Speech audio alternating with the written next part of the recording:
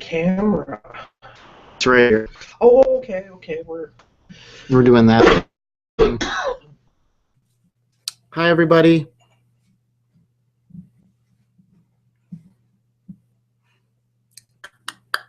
Okay, so the audio's running. I'm going to mute it.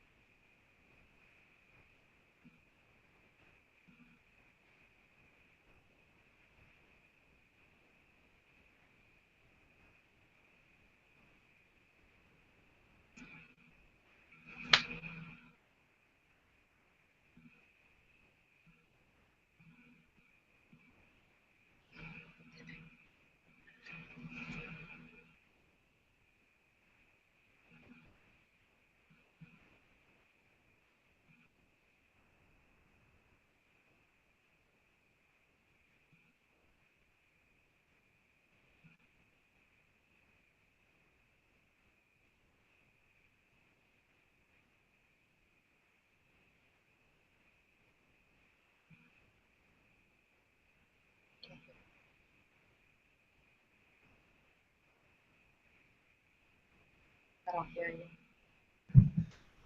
Hi, Laura. Can you hear us? Okay, yeah, there you are. Great. Great. Okay, so what I'm going to do is head back over to, I switched things back out. There's a few people watching. Hi, everyone who's watching. Thanks for bearing with us while we get this all going. Feel free to chat amongst yourselves, and then I'll tell you on the walkie-talkie when I flipped it back over and we're actually up on the site. More people will come in. Okay. So does that sound good? This is going to work for you guys.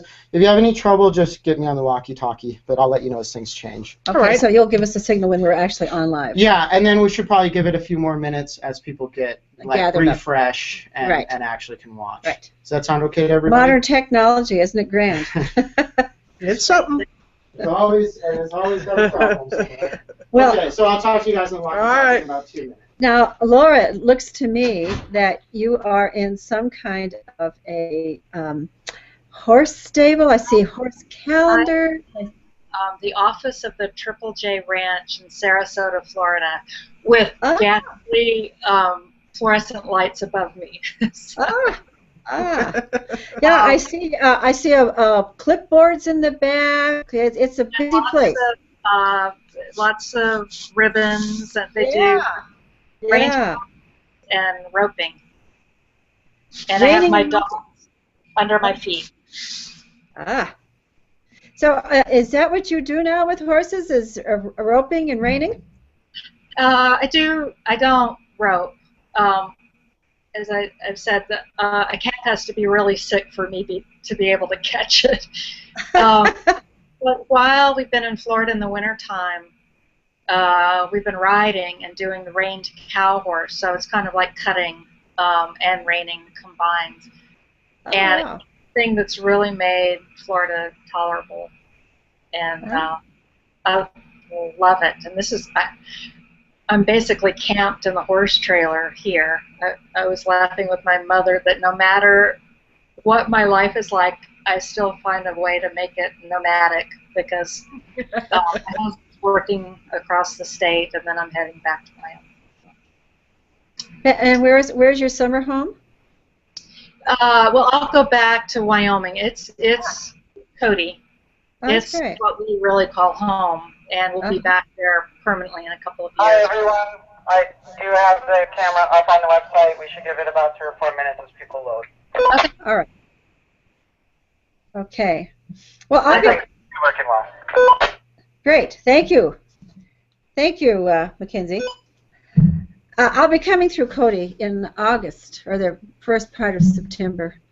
I'm taking some friends up into the Pryor Mountains to see the Mustangs, which I've never seen myself. So I'm excited about that.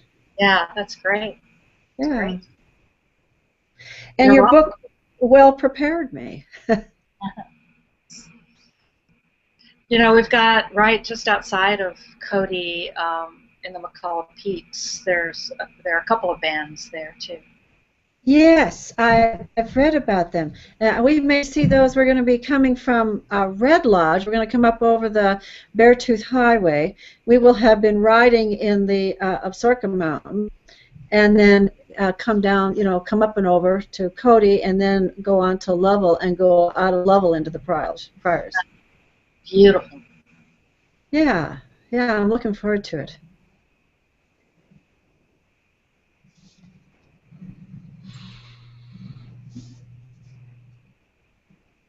So you say we. You must be married now. Are you married? I am married, and my husband is working out of South Florida for a couple more years. And actually, I just sort of winter here, and I'm in Cody from May until January. So and go back and forth a little bit. But I have really come to appreciate the horse work here. It's fun. So taking advantage. Well, I believe that there are more horses in Florida than any other state. If I've got that correct, I'm pretty sure I do. Yeah, Texas is next, I think. Yeah, there's dressage and Grand Prix jumping and polo and the cow horse work reining. Yeah. They can run year round there, where in Montana and Wyoming the season is pretty short. That's right. Yeah, but sure-footed. Well, yeah. So we went and got a new horse today, Laura. There is a young woman who has become associated with our ranch here, who she's an orphan, and she wanted to use one of my horses in a 4-H program, and I said, I really can't do that because I run a guest ranch. I can't afford to have one of my horses out of the string. I said, let's try to find you a horse. So I contacted the Montana Horse Sanctuary, and they found the perfect horse. It's a 12-year-old Palomino foxtrotting gelding, and we went to Helena, Montana today. She was supposed to be here at 7:15 in the morning. I think she was here at 6:15 and waiting outside the door. It was just a wonderful day. I've had a great day. And the horse is going to work out fine. He's got a few minor issues that we can all deal with. And, she's just over the moon. It's great. That's great. I have not joined your ranch, but I want to do that after this call. I did some reading about it, but I'm really looking forward to seeing what you're all about and looking at the webcams and coming to visit. Well, we have. Thank you. I would love to have your voice on our chat whenever you feel like it. The whole thing started with our ospreys, and we lost the male osprey late last August. He was killed by an eagle. So the female is back, and she's been back, I think March 30th. She's always an early arrival. And let me tell you, we're all on pins and needles as to whether she's going to find a new mate. So we make jokes talking with each other. I said, I think I'm going to hire an airplane to pull a banner, in the sky. Have you signed her up for Match.com? Match.com. And then I've been joking, and we have an infrared light over her nest so we can see her at night. And I said, I think I'll just change it to red instead of infrared. Now, there goes her reputation. That's right. But I'm a Butte girl. What can I say? Yeah, it's fun. It's been really interesting to me how deep relationships and real connections can be made over the internet if you are able to communicate with each other over time. Yeah. That seems to be key. Yeah. And so I consider many of the people who are associated with us to be really personal friends at this point. Let's see if we're ready to roll. Hey, Mackenzie, are we ready to get started? Yeah, I think so. It looks like a lot of people are finding their way over, and you should go ahead and get rolling. Thank you, Mackenzie. I'll chime in on this every once in a while if you'd ask for questions, and I'll just try and leave you guys alone otherwise. Thank you very much. Does he have a way of beeping it to show he has a question waiting?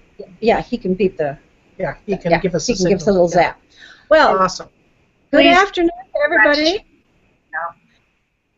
Good afternoon to everybody. This is Suzanne Miller at Dunrovin Ranch, Lolo, Montana, and welcome to the fourth in our Western Women's book series.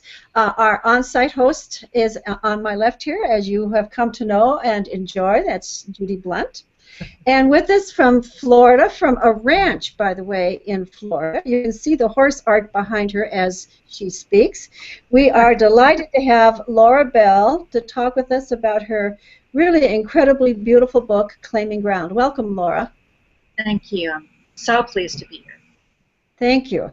Our online host, Diane, had to bow out this evening. She had a long time birding trip planned, and they changed the departure date, so she had to leave today. And but she helped us formulate the questions. We met twice online and discussed the book.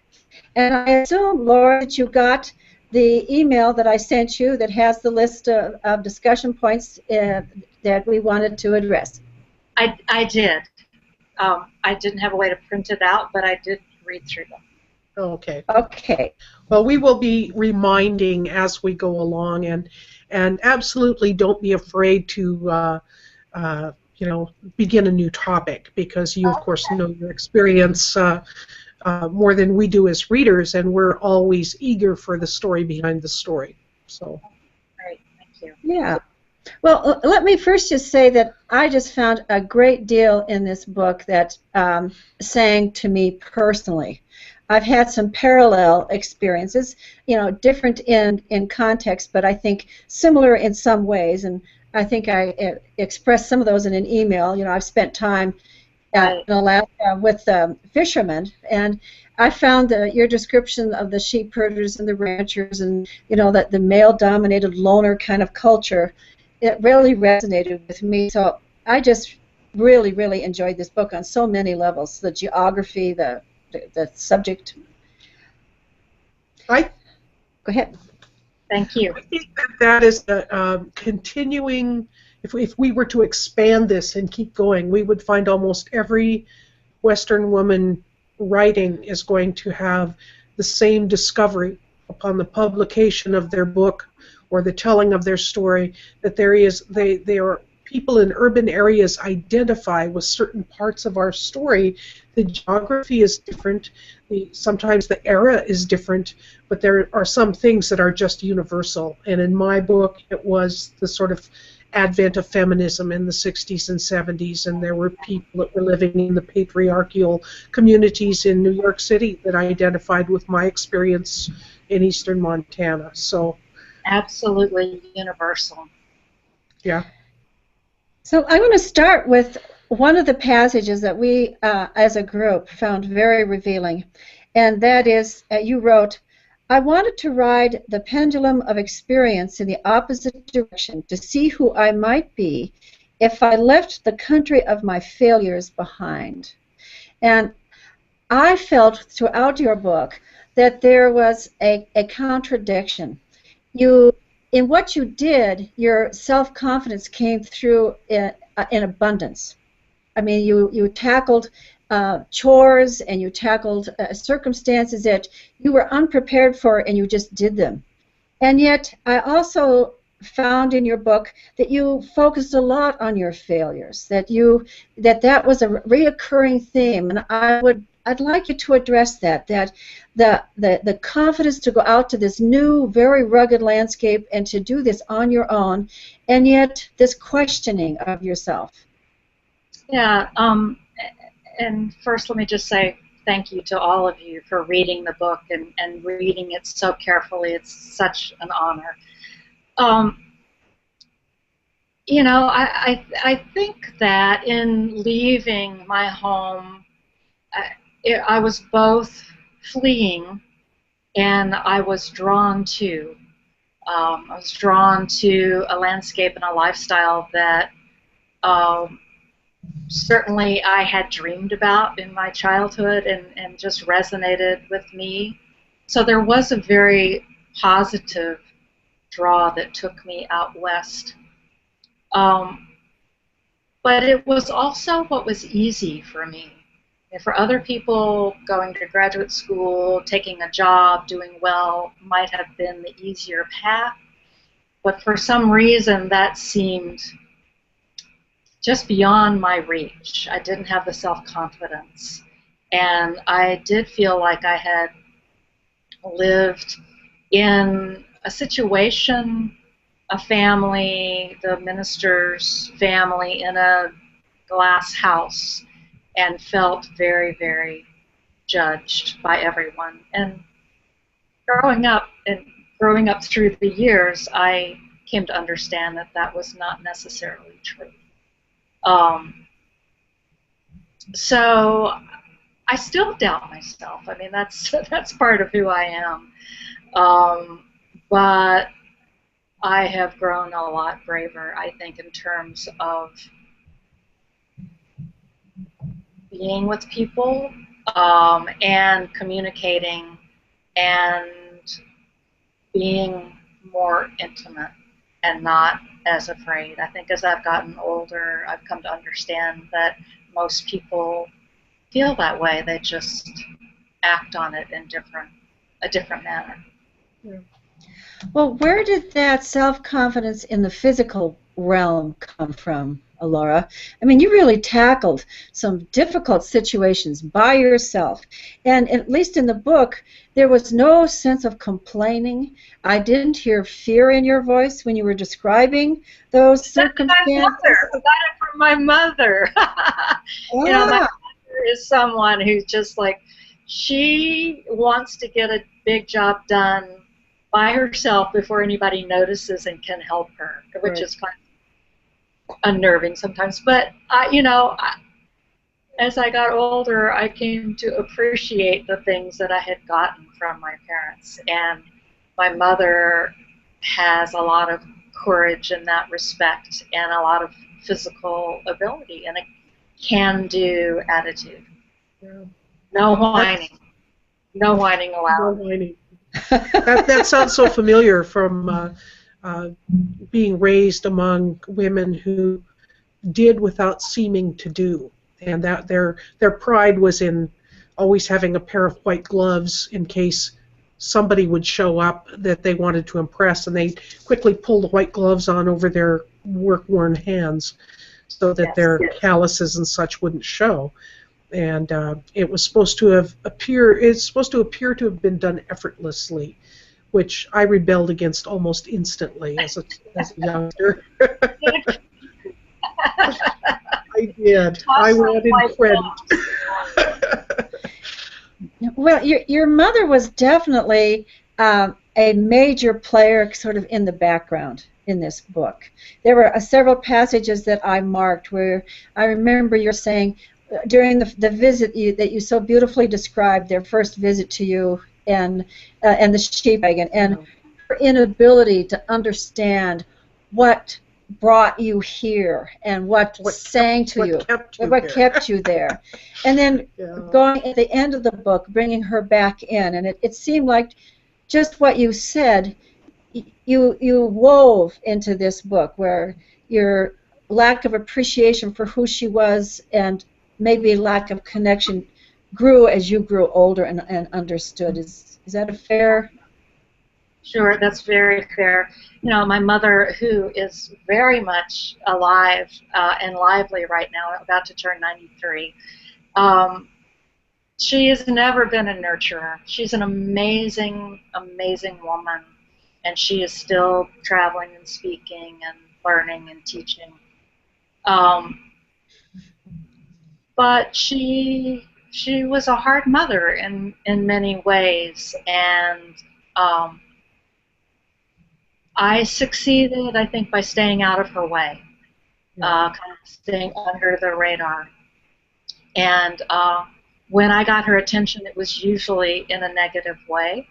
And so I would step aside, go to my room and read, go with my horses. And then finally, when I had finished college and completed my tasks, I slipped away without a fight. Just slipped away.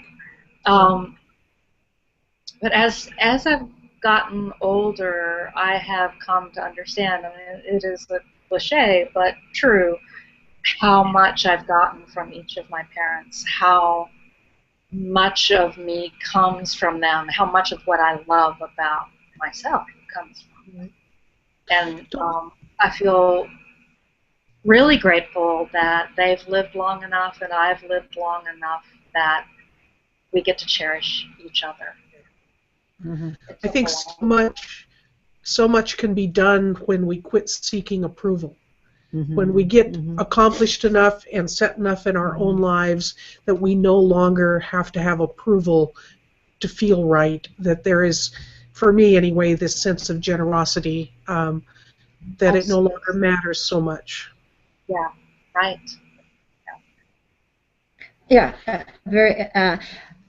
One of the things that you left out of your book, and that I was curious about, is your history with horses before Wyoming. And you just mentioned it right now. You said you would go to your horses. And you also said in the beginning statement here that this was a landscape that you had been drawn to even before you went. Could you tell us a little bit about that, about your horses, and about how the West became a draw to you? Actually, we went out west when I was 8 years old. Our first camping trip that was a month long, and went all through the national parks. And I was such a little tomboy, and I just loved it, and got to ride some then. But I didn't get my own horse until I was probably 12. I started taking care of the neighbors' horses and ponies. We had a barn and some pasture. Took care of them, and I got to ride. And we were in Nashville at the time. I'd pack my lunch and pack a book and go off for the day. And so, later I thought, well, that was perfect training to be a sheep herder.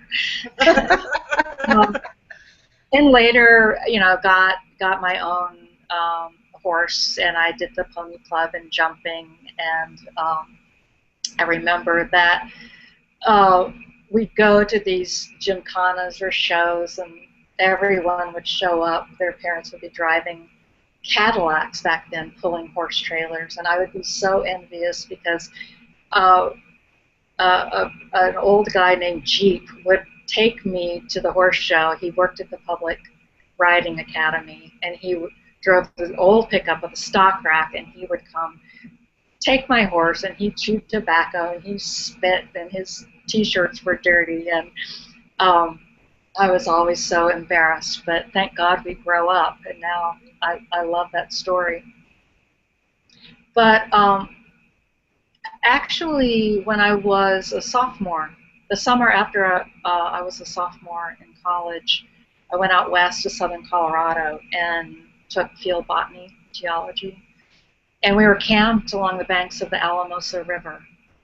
And during my time there, the bands of sheep started to move right through our camp, going up country. And I was, wow, I'd never seen this. I mean, I'd never seen livestock at that scale, and the sheep herders moving with their dogs and horses, and I was enchanted. So that certainly piqued my interest, so that when I came across an opportunity a few years later, 2 or 3 years later, I grabbed it.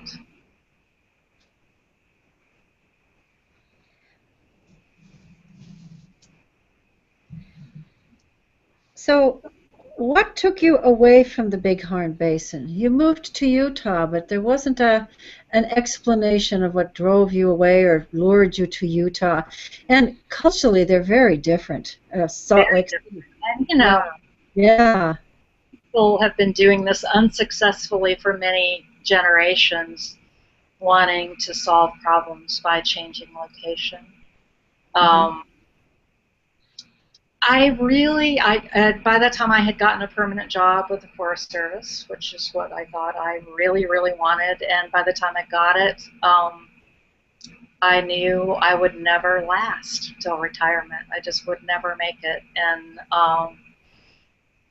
I craved a different experience from the government work, which I had felt was so secure and so sought after for me. I just wanted to go experience something completely different. I wanted to live in the city. I wanted to seek out a life that felt more spiritual, mystical, just explore another side of myself. And I don't regret that phase one bit. I loved it. I learned so much. But of course, I ended up being the exact same person, and ended up coming back to Wyoming and also cherishing my relationship with the land and what I had come to learn about grazing and livestock and working with people. And so, that time was a little bit, the leaving was fleeing a little bit, but it certainly added to my experience and helped me in my next job. I have 2 questions based on what you just said. One of them is, generally the Forest Service has a difficult relationship with ranchers and sheepmen and the whole grazing permit. I mean, there's a lot of politics and a lot of issues, and they can have a very confrontational sort of a relationship. Yet you had a foot in both worlds. And did that help you, the fact that you were so well known in the ranching community, or did that make your job difficult?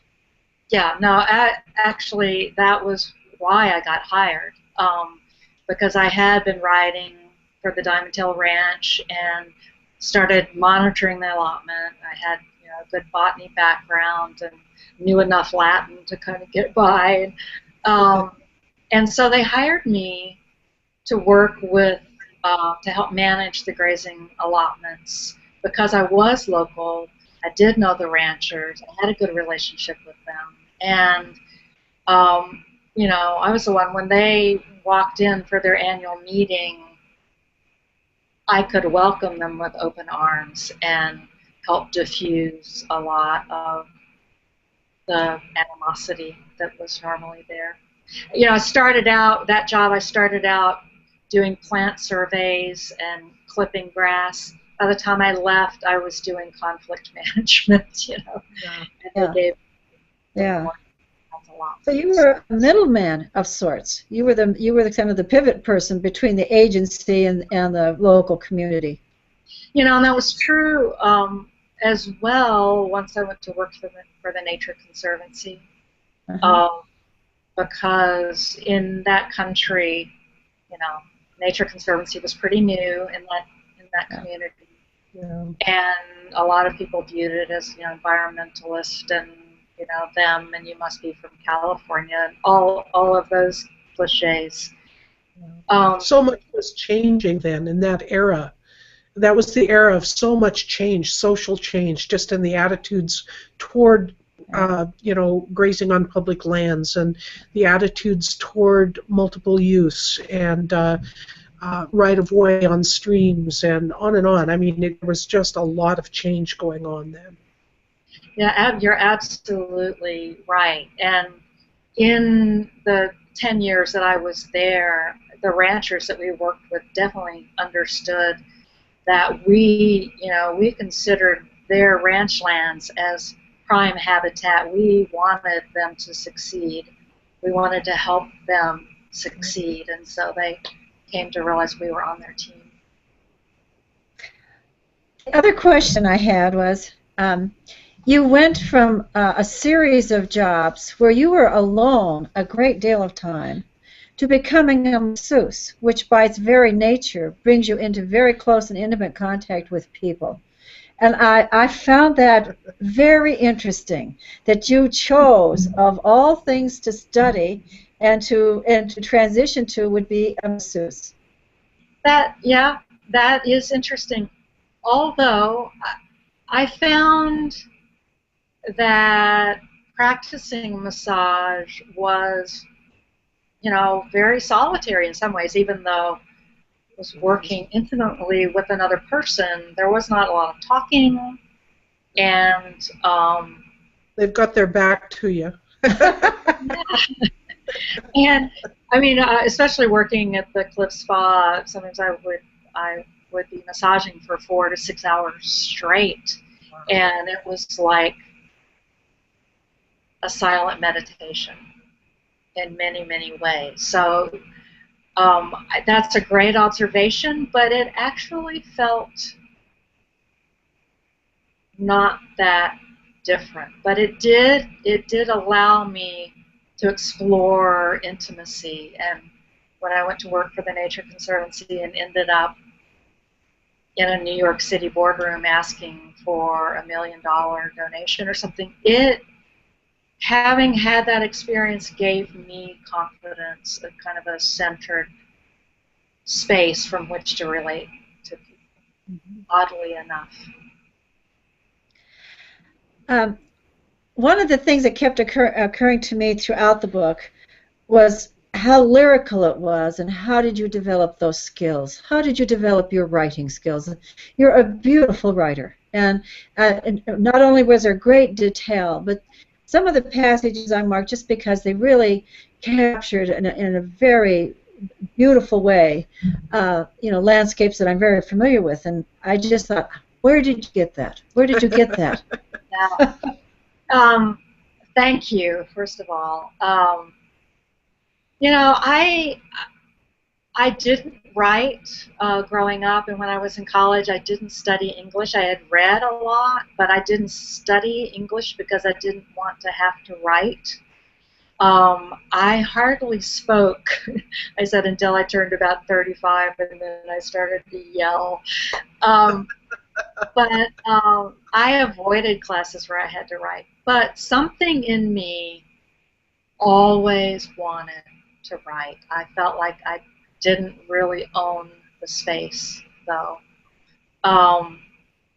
that belonged to other people. But after I got divorced, I signed up for an evening creative writing class with the community college, and that is really what got me started. Just having assignments, I started to write about some of the sheep herders, write little vignettes, and then I started writing for the local paper. Working for the Forest Service, we had to write a column, so everybody else dreaded that, and I started saying, "Well, okay, I'm getting paid to write here." And I got good feedback, and so I kept kind of throwing my hat over the wall, and I would write a story, a piece. I just thought my writing was so strange, it didn't seem like anything else I'd read, and I would apply for the literature fellowships through the Arts Council, and I got them. And so, bit by bit, people would ask me to write for them, and I would gnash my teeth and do it. I didn't, until later, I didn't take any classes. I did take, when I was in Salt Lake, I did take a semester with Terry Tempest Williams on creative nonfiction, and that was pivotal. But I hacked it out bit by bit. I think it shows that there was about 2 decades worth of what we call pre-writing and storytelling and gathering the stories and attending to the stories of the people in the communities and the narrative that goes along with learning how to do something you don't know how to do. The whole sheep herding thing of we begin, I think, early on to tell our own stories to ourselves. And I know Suzanne has mentioned that part of yours is about failure. You tell your own story as one of somebody who's inspecting your own success at things and being pretty hard on yourself. The rest of the time, I see just this joy in collecting the narrative that is about what it's like to be out there in the middle of the prairie with about, a zillion sheep around you and a couple of maybe good dogs. Yeah. Maybe they're okay. Maybe they mean well. I don't know. You're right, Judy. And I think that I ended up being driven to write my story, to pick up my experiences and look at them and tell them and make something beautiful out of them. Literally, through the writing of the book, I had to kind of grow up and not write out of anger, not write out of raw sorrow, right? And so the writing really kept me on a path. And in the writing, I came to feel like, wow, I have lived a beautiful life. It changed my view of my life from failure to incredible experience, beautiful stories, you know, which cheaper than therapy, right? What was there a moment, a very conscious moment that you wanted to turn it into a book, or did you just start writing? I mean, I find the whole concept of writing a book daunting. You know, Oh, it's one thing to form your so stories. do we. Yeah, that's I where I am right now, and I have never written a word in my life, and I'm writing fiction, and I don't know what the heck I'm doing, and I get lost because I keep looking at that big picture, and you know, and you have to just, for me to write it all, I have to stay right in the moment, stay with that scene, and not look at what it's going to be, or else I just get stalled. yeah. But, you So know, these, but in terms of these collections, these chapters were they held together, and they were certainly progressive. But you know, all of the stories were it creates a novel for sure. But it wasn't written that way. It was more written in terms of it was written. The pieces were written individually. Some of the pieces that are in the book were written individually. And I tried to put them together. I finally decided I'd like to do a book. I'd like to do this sort of collection of personal essays, whatever that is. Uh, and worked on that for a long time. And when I felt like I got that just as good as I could get it, I shared it with my friend Mark Sprague, writer friend, and he offered to put it in front of his editor, Gary Fiskajohn at Knopf, and I never would have asked for that, and but he offered, and Gary said, "Sure, send it my way," and he was getting on a flight to Nashville, and said, "Print, you know, just email it, and I'll print it out and read it on the way." And he wrote me an email that said, oh, "Hi, Charlene. I'm on a call.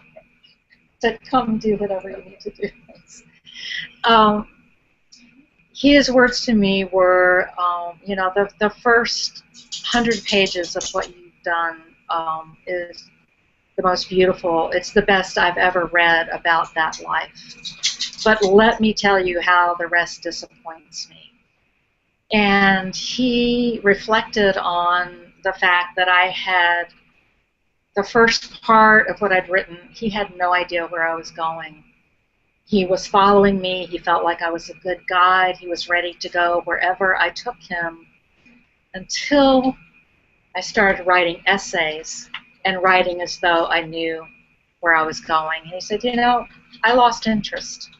He said, you know, it's good and you could publish it right now. He wasn't going to publish it.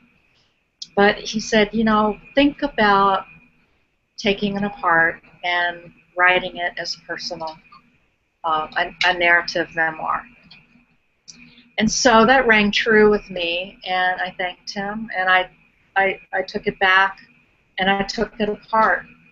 And the pieces that I thought I couldn't change a word of, I took apart, and I threw some out, and I wrote the pieces that I really didn't think I could write.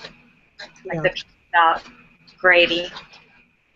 I didn't see any way that I could write that piece, and then it became one of my favorite pieces. So I wrote the book that I didn't think I had the courage to write, and I shed more tears. But so I worked on it again for almost 2 years, and I gave it back to him, and he said, "Bingo, let's put it on." Wow. So it definitely evolved over the years and became a better book for it. It's a tremendous effort. That's the, you know, I've really appreciated being able to talk with some of you authors. I mean, I don't think we readers really understand the effort that goes into creating a book of this quality. It's, you know, I mean, it's worse than giving birth, my goodness. Well, some people too will, especially with nonfiction and especially with memoir. There's this sense that all you have to do is tell your story, and it's like, well, with a piece of stone, all you have to do is take away the parts that aren't an elk, and you have a nice sculpture of an elk. The creation of the art of writing, I think, is what a lot of people, you don't understand until you're in it. It's Right. hard work. It's hard work. It's frustrating. It's never quite right. I bet you can Never. go. At some point, you have to just leave it You have to behind. turn loose, let it go. I used to think, well, my children aren't perfect either, and I let them leave home. So okay, yeah. So, what was your parents' reaction, Laura? I mean, they really are ghosts in the background. My parents are, they're so courageous, and they embraced it, and were very proud of me. My mother did read it, and one of her first comments was, "Did I know that you'd had an abortion?" So I think I don't think you did. No. But she's a busy woman. She's got 5 kids, and got a busy life. No, they were very proud, and sang my praises. And my father's words when I was on book tour and I was staying in their home for the Lexington reading. See if I can remember what he said to me. He said, as I've done counseling as a minister, he said, I've always looked for the child within the adult, that hurt child, and that's who I minister to. He said, until I read your book, I never knew that was in you. I never knew who that child was. And so I thought he nailed it. Yeah. What I love about that story is the fact that they embrace your version of events without. My parents were more like holding up their hands saying, you just tell them whatever they want to hear.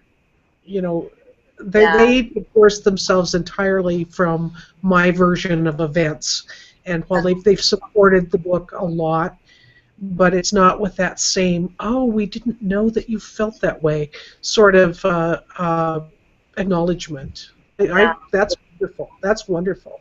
It is, and it's to his credit. Yeah. I mean, yours were more defensive, more. Well, I think I had left the ranch by then, which is another way of making judgment on their, Right. way of life and what they do for a living. And so, of course, they were defensive. Also, in a very small community like that, they had all their neighbors reading about them, and that's can be hard. Right. I don't know that my parents were not possibly a bit hurt. Hurt. It's hard to have a writer in the family. To be able to love our children in the way they want to be loved.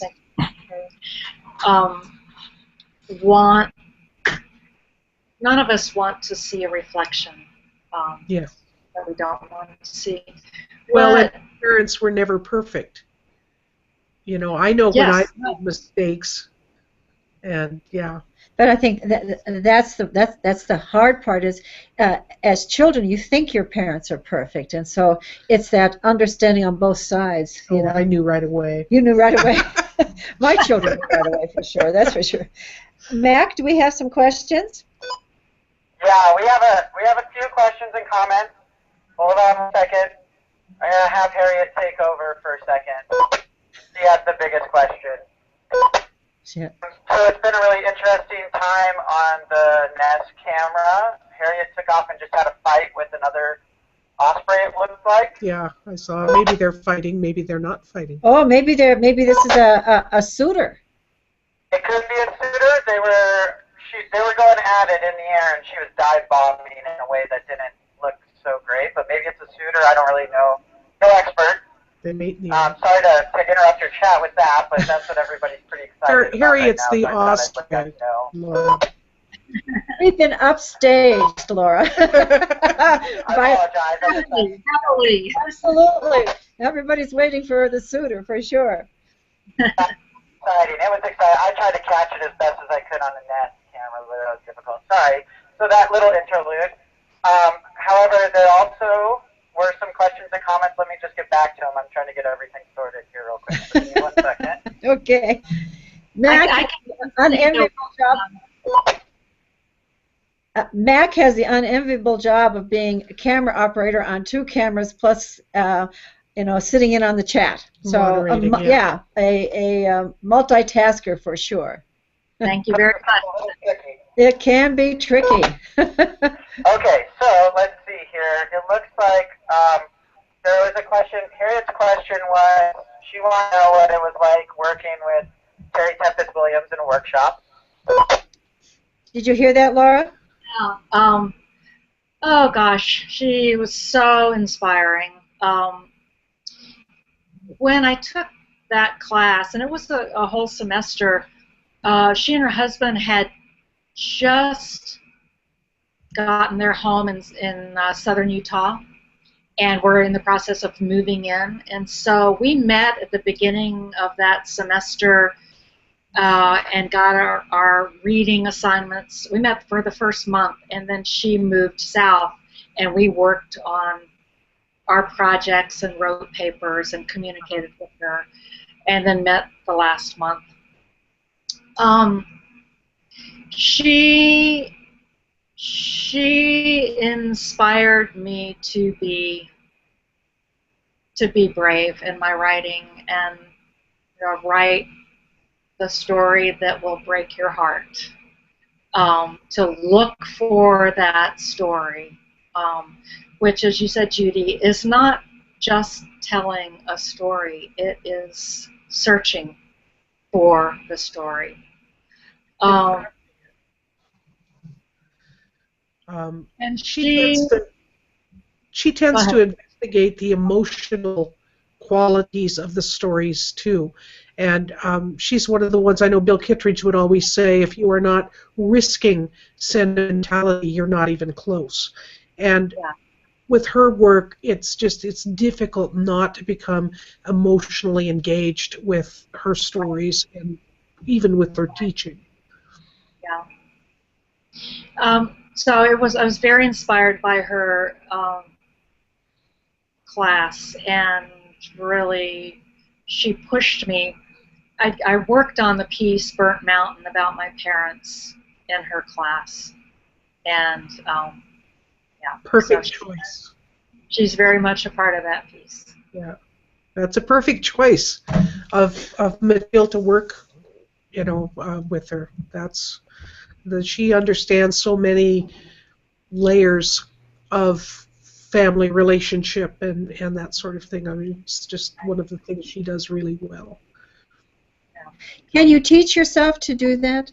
Is that a skill you can acquire to find those emotional layers? Yes.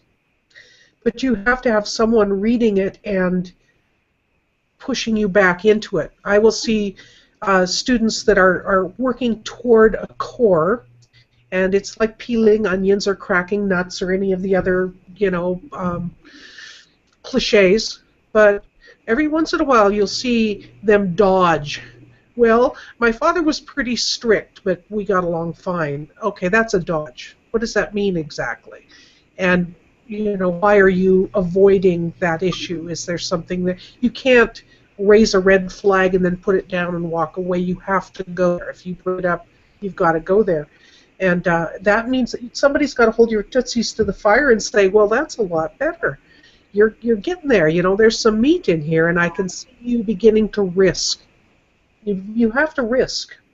And you got to maybe risk that you know, your mother's sitting on your shoulder reading as you go, and it can be pretty hard to do. Whispering in your ear. Yeah, you don't Yeah. want to hurt people's feelings, Right. and yet your story is inextricably caught up in other people's stories. You can't write your own without attending to your relationship with other people, so it can be hard.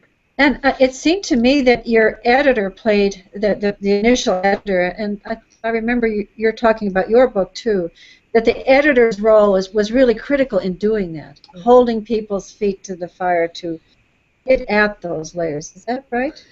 Certainly. I wrote mine over the course of 10 years, and so, you know, there were many fires in my life, but I didn't have, because I was going to school and I was working full-time and I had 3 kids, I didn't have sort of the luxury of being a writer. I was a writer part of the day, and so it took me a long time.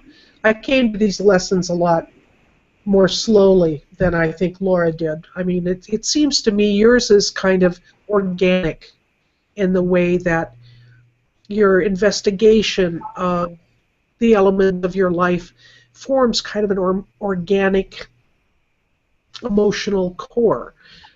It builds. I mean, we come to understand you arrive on a whim in a certain sense, and yet you stay and you grow roots, and then you grow wings, and then you grow roots again. So life goes on. Yeah, it does. And challenges never end. Laura, did you stick with that original editor? Did you continue to work with him over that 2-year period that you went back and wrote the real story? We had some back and forth on email. He typically, and actually Mark Sprague was saying, he typically does not put a book under contract or really respond to a manuscript till he feels like it's 95% there. He doesn't want it to be his book. So Mark was pretty surprised that he gave me the feedback that he did. So, you know, we emailed a little bit back and forth, but I didn't show him anything until I felt like I had it as good as I could get it. But I had written a piece called Moving Camp that wove together the backcountry trips into Yellowstone with that summer after Jenny's death and writing about her death. It was one piece, and he, you know, I thought it was the best thing I'd ever written. I couldn't change a word. But he challenged me to revisit. And so 5 years after I had written that piece, I rewrote it as 2 different pieces. Wow. And, you know, went back in a way I really hadn't been able to do before. So he was not fine line editing. He was challenging me, though, conceptually during that time. And then once he did actually edit it, you know, I cried when the manuscript came back to me. Some pages had more writing on it than I had written. But he said, what a joy. I will never unless you want me to read it. You take it or leave it. It's your book. But I'm just suggesting and illuminating and asking questions. But it's your book. You do with it what you write. Wow. And as a professional now, you know what an honor that is to have someone read and edit you that closely. It almost never happens that somebody is willing to invest their time and attention at that level. That is truly a gift. It's a gift.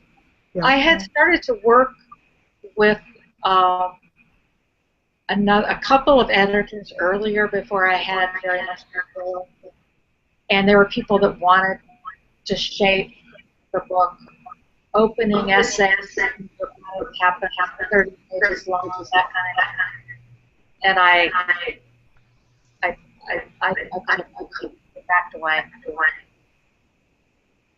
You know, it's becoming clear to me that editing and writing are two very different skill sets, and that it's the combination that the writer who you know, if you can find the right editor, it seems like you can really push something to a whole new level. Right. Is that right?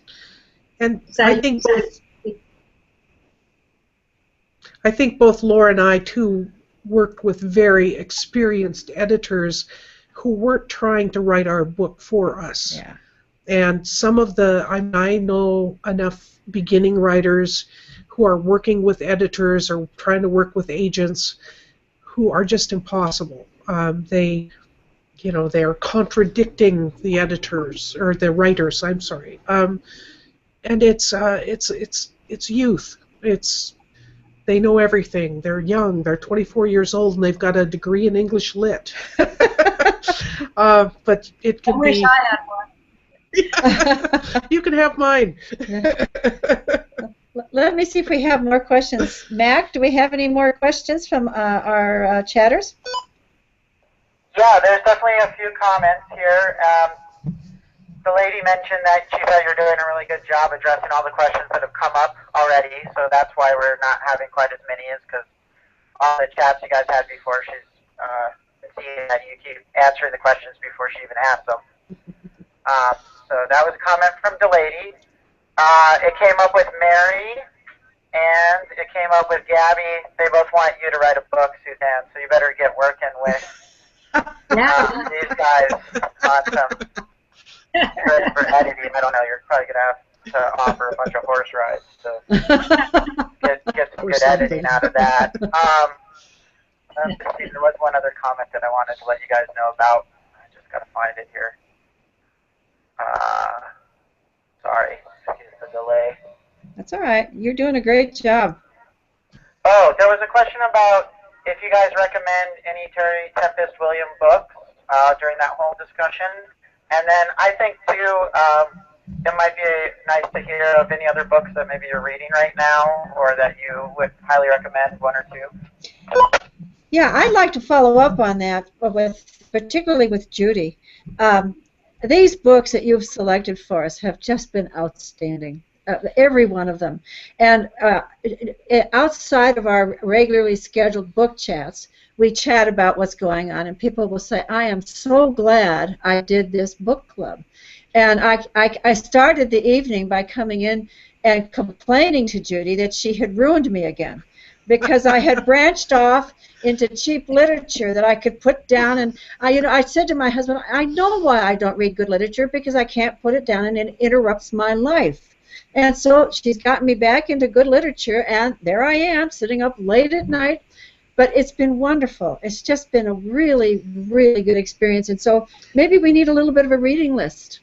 I think too that you need to rethink a life that does not include reading good literature as part of it. It doesn't interrupt your life. It is part of your life. There you go. There you go. There you go. You need to read The Refuge, which is the iconic Terry Tempest Williams book. It is, I mean, you can go from there to everything else she's written. She's written a lot about personal essays about the West. She's a very smart woman. But The Refuge was her, it introduces us to the woman and her family and where she grew up, in the middle of the desert within spitting distance of the mushroom clouds, and the effect then on her family. She incorporates her story with the problems with the Great Salt Lake and the birds and the refuge there, the refuge. And so the word refuge means several different things. I mean, we look at refuge, we look at home, and what is home? And we look at refuge, we look at the bird refuge. She just has a very, sort of deep, and I like the term you use is inspired, and I do think that she writes from a really sort of deep well within herself. Book lists. Yeah. Maybe I'll ask both of you to email me 3 good books that we ought to be reading. Oh, that would be great. I will do that. And I will share them with our readers. Yeah. And this is our final book in our Western Women's Book Series. This was a very experimental thing to do, this book club, and I've been surprised by how well it has worked. People have really enjoyed this, and I want to continue this, and I can't thank Judy enough for having stuck with me on this and experimented. It was a grand experiment. Yeah. And it's really enriched people's lives. It certainly has enriched mine. And we will continue with something of this sort next year. I'm not exactly sure what our focus will be. I will be darkening Judy's door again. The poor woman, she won't get rid of me. But I just wanted to thank you for everything, welcome. for the whole series. And Laura, I'm going to go on to your other book. I'm intrigued by your beautiful lyrical writing. I'm so grateful to have been introduced to your writing. And I hope that you do join our group. I think people would love to hear your voice from wherever you are. I will come now. Yeah. Well, thank you. It's Such an honor to be with you guys tonight, and I'm so grateful that you asked me. Well, thank you. Thank you all very much. And with that, I'm going to say good night. Thank you, Mackenzie, for all the great work, for trying to keep track of Harriet and Laura and Judy and I all at the same time. A man with many I skills. tell you, we all just have wings, yeah. And readers, if the readers have books to suggest, Yes, yes, indeed. send them in. I think that we could do another 2 sections of Western women writers, and we wouldn't. I mean, I've got 4 more books that, Yeah. it's great stuff. Well, and in the West in general, Mark Sprague, I have Yes. read Where the Rivers Change Directions. Yeah. I mean, that's just a gorgeous book, just a beautiful book. Yeah. Yeah. Beautiful. Yeah. So thank Hey, you. if you guys have a quick minute, there just are a couple of last comments from everyone. So this is the last one, and I wanted to let you guys know. And I'm happy to do it. Okay. Gabby mentioned that she hasn't been able to get to read all the books, but she's really enjoyed the interviews very much, and she's going to read them at some point. And Delady wanted to just say thank you to everyone who helped put it on. And Gabby wanted to say thanks as well. And Celia says thank you, Suzanne and Judy, and all the wonderful authors, and me. Thank you as well. You're welcome. Let's see, there was another. And then let's see, it looks like the lady said thank you up there, and please do this again next winter. And Gabby's sorry that it's over for the year. She's gonna miss it. A lot of people are also gonna catch the last of this a little bit later because they got all caught up in Harriet, so they paused you guys. So I saw a few comments saying that. So I'm sure there's a lot more gratitude and well wishes from everyone. Mary also wants to say thank you to everybody, and that it was such a great idea, and she enjoyed the books and the discussions very, very much. So thank you guys. It's been really fun on my end getting to watch and talk. Even though I also haven't been able to follow along with the books, unfortunately, but I'm excited to read your book, Laura, and thanks again. And it was a wonderful session tonight, and whenever you guys are ready to say goodbye, I will switch you back off. Well, good night, everyone. Good night. Good night, and we'll email, and I hope to meet you someday. Thank you. Bye. Good night, all. Bye.